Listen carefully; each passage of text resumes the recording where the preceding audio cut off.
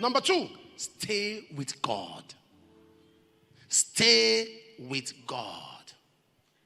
Have you seen the dramatic way? The dramatic way through which Saul was called? If you were ever going to be told that God will reject Saul, you would doubt it. Because of the dramatic way Saul was picked out by God. Very dramatic. 1 Samuel chapter 9 from verse 15. He said God told Samuel in his ears a day before. Look at verse 16. Tomorrow about this time I will send thee a man out of the land of Benjamin. Thou shalt anoint him to be captain, not king. Captain. He may save my people out of the hand of the Philistines. The only reason Saul was anointed was to bring Israel out of the hand of the Philistines. When he brought them out, he would have asked Samuel, what next? Because that was the only assignment.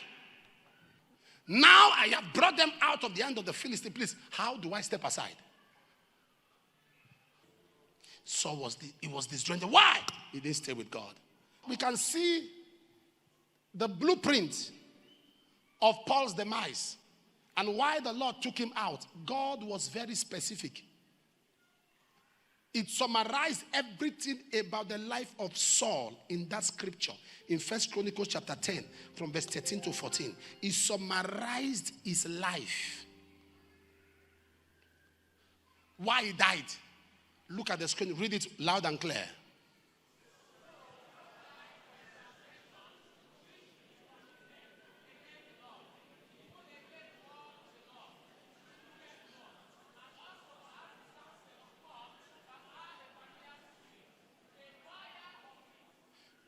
Verse 14.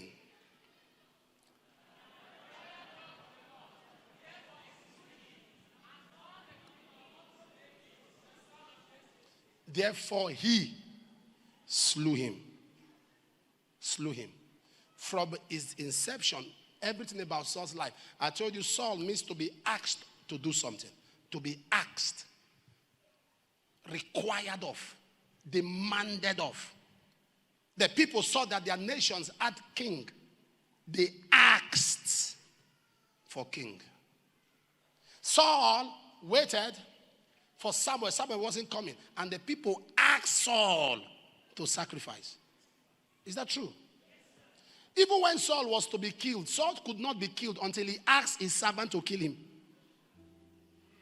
He asked his servant to kill him. Always asked. So he said, because God took him out. Because he disobeyed the Lord and the word of the Lord. Now that is a little bit confusing. Bring it up again. 1 Chronicles 10:13. Saul died for his transgression, which he committed against, there's a comma, even against, which he kept not. So he had a crime against the Lord and a crime against the word of the Lord. These are two separate entities. Are you following what I'm saying? Against the Lord. So what did he do against the Lord? What he did against the word of the Lord is different. But he did certain things against the Lord. 1 Samuel 13 from verse 9 to 15. And Saul said, bring a burnt offering to me. Go to verse 7. Let's start from verse 7. Verse 7. I want to get a proper understanding. Some of the Hebrews went over Jordan to the land of Gad and Gilead. As for Saul, he was yet in Gilgal, and all the people followed him trembling. Verse 8. He tarried 7 days, according to the set time that Samuel had appointed. But Samuel came not to Gilgal, and the people were scattered from him. And Saul said, bring hither a burnt offering to me, and peace offering. And he offered the burnt. He was not a priest though. Verse 10. This is going to shock you. It came to pass as soon as he had made an end of the burnt. Behold, Samuel came. The Lord said, in 7 days, Samuel will come to offer the sacrifices. The 7th day, in the morning. Saul went out. 7 days has not totally ended. Hi. The 7th day in the morning. It's already 7th day. Okay. And as soon as it was done, bring it up. Let's continue from there. Behold, Samuel came and Saul went out to meet him that he might salute him. Verse 11. Samuel said, what hast thou done? Look at what he said. To me, this was a cogent and a salient point. Saul said, because I saw that the people were scattered. Scattered from God. From God. Scattered from me. And thou camest not within the days appointed, and the Philistines gathered themselves together at Michmash. Verse 12. Therefore said I, the Philistines will come down upon who? I have not made supplication unto the Lord. I forced. I don't know how it is done, but I had to force myself and offer the burnt offering. It was about him. About him. A people that he didn't qualify to lead. All of a sudden, he's struggling to keep. Go on, go on, go on. I'm going somewhere. Saul said unto Samuel, thou hast done foolishly. Yet thou hast not kept the commandments of the Lord thy God, which he commanded thee. For now would the Lord have established thy kingdom forever unto Israel forever. Meaning, as when God picked him as a captain, God said, let me observe him. If he does well, I will establish him. Oh my God, nobody's hearing what I'm saying. God was saying, keep him as a captain. Let's observe him. If he does well, Samuel said, this was the only test you should have passed. If you had passed this test, you would have been established. But now your kingdom has been given to someone else. Go on. But now the kingdom shall not continue. The Lord has sought him a man after his own heart, and the Lord had commanded him to be captain over his people, because thou hast not kept that which the Lord commanded thee. Verse 15. You see how useless Saul was. And Samuel arose and got him up from Gilgal to Gibeah of Benjamin, and Saul numbered the people that were with him. They just took kingdom from you. They just took a kingdom from you. You are still numbering the people that are present with you. Verse 16. Saul and Jonathan, the people that were present with him, abode in Gibeah of Benjamin, but the Philistine encamped in Michmash. Is there 17? You can discover, and the spoilers came out of the camp in 3 companies. So battles began because God rejected him. So we can discover that one of the things Saul did against God was trying to help God. One of the things Saul did against God was trying to help God and trying to secure his territory, his own personal empire. 1 Samuel 15:17. Samuel said, when thou was little in thy own sight. We can see pride. This was a sin against God. Pride. Now, not the word of the Lord that he rejected. Now, these were personal sins. When you were little in your sight. Do you know this same Saul that became so power conscious? When they were looking for Saul, he hid himself in a bag of stuff. He hid himself. They had to go and look for him because he was the tallest among them. This was a man that didn't want power. He hid himself. Now, power came. He became overwhelmed with it. Verse 17 of 1 Samuel 15. The Lord anointed to be king over Israel. Verse 18. The Lord sent thee on a journey and destroyed the Amalekite. We can see that he goofed again because he spared Hagag. Stay with God. Stay with God. Obey every instruction given to you by the Lord. 1 Samuel chapter 22 verse 17 to 19. Look at another thing Saul did. Saul was killing priests. And the king sent unto the footmen that stood about him, turn and slay the priest of the Lord, because their hand is with David, and because they knew when he fled. Listen, David and Abimelech, you remember the story of how David and Abimelech were together. And somebody, because Saul was killing prophets anyhow, Even though you are a man or a servant of God, so long you are not in his camp, he will take you out. Because some people heard the voice of God, that God has said the kingdom is moving to David. So they began to take sides with the incoming government. So they were taking side with him, and Saul became angry. He made up his mind, anybody that go close to David, he'll kill them. Yes, and he was doing that. That was when the Lord sent Samuel to the house of Jesse. In verse 2 of 1 Samuel 16, 1 Samuel 16 verse 2, Samuel said, if Saul hears it, he will kill me. Oh, you are not getting what I'm saying. If Saul hears, because they knew anyone that had anything to do with David, Saul kills them. He was killing the priest. Saul's reign was very toxic because Saul was looking for who to kill. So he had people that were spying on people to give him information. They were spying. Okay, let me show you a crisis. In 1 Samuel chapter 22, if you read from verse 7, let me escalate the situation to you. Then Saul said to Samuel that stood about him, hear ye Benjamites, with the son of Jesse, give every one of you fields and vineyards, and make you all captains. See the way he bribed the men around him. David is not a king. What can they give you? He can't give you vineyards, can't make you captains. Verse 8. You have conspired against me. There is none of you that showeth me that my son, Jonathan, had made a league with son of Jesse. None of you is sorry for me. Or show it unto me that my son has stirred up my servant against me, lying in wait as it is day. Now look at this. When you have a system that is toxic, a system that is hunting for targets, a system looking for scapegoats, a system that is always looking for how to victimize people, you are going to have people spying and snitching on each other. When you have a system where a leader is always using people as victims and scapegoats, it will raise up people that will be giving him lies, information that will ruin destinies. They say when a king listens to lies, all his servants are wicked. Go on, continue from verse 9. Listen to this story. Then answered Doeg the Edomite, which was set over the servants of Saul, and said, I saw the son of Jesse. Now, don't forget, he had massaged their ego. He had told them sweet words.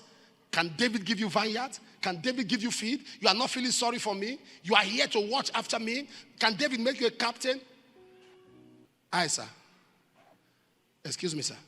Doeg, the Edomite, which was set over the servants of Saul, said, I saw the son of Jesse coming to Nob, to Abimelech, the son of Ahitub. Abimelech was a major priest. Look at what he said, verse 10. And inquired of the Lord for him. In other words, when David met Abimelech, he said, please ask God. What is God saying over certain matters? He said, inquired of the Lord for him and gave him victuals and gave him the sword of Goliath the Philistine. Then the king sent, as soon as he had that, a spy, a stooge, had given him an information. He called Abimelech the priest, the son of Ahitub, and all his father's house. The priests that were in Nob, and they came all of them to the king. All right, go on. And Saul said, hear now the son of Ahitub. And he answered, here I am, my Lord. And Saul said to him, why have you conspired against me, thou and the son of Jesse? In that thou gave him bread, a sword, and has inquired of God for him. Don't talk to God for him. Why did you talk to God for him? That he should rise against me to lie in wait as it this day. Verse 14. Abimelech answered the king and said, who is so faithful among thy servants as David? Among your servants here, who is as faithful as that man that you want to kill? Which is the king's son-in-law? And goeth at thy bidding and is honorable in thine house. Did I then begin to inquire of God for him? Be it far from me. Let not the king. Now I'm going to tell you. Did Abimelech inquire of God for David? Okay, I will show you what happened. Leave that on the screen. Let not the king impute anything to his servant, nor to the house of my father. For thy servant knew nothing of all of this. Less or more. Go on.